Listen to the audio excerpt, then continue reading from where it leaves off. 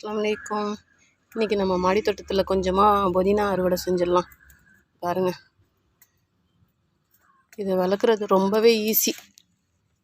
இது கிட்ட வந்தாலே அது தொட்டு முகந்து பார்த்தாலே சரியான மணமாக இருக்குது. பாருங்கள், இது நம்ம துவையல் செய்யலாம், அதுக்கப்புறம் பிரியாணி அந்த மாதிரி இதெல்லாம் போடலாம்.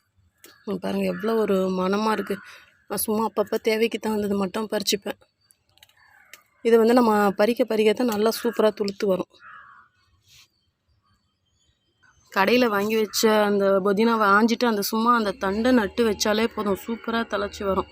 இது அப்படியே எடுத்து நம்ம மாற்றி ஒரு இதுலேயும் வைக்கக்குள்ள நிறையா செடி உருவாகும்.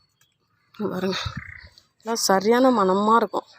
இது சும்மா ஒரு 2 இலை காலையிலே பறித்து வாயில் போட்டால் கூட இது புதினா ரத்தத்தை சுத்தம் பண்ணுமா. சரியான வெயிலாக இருக்குது. அஸ்ஸலாமு அலைக்கும். Happy gardening.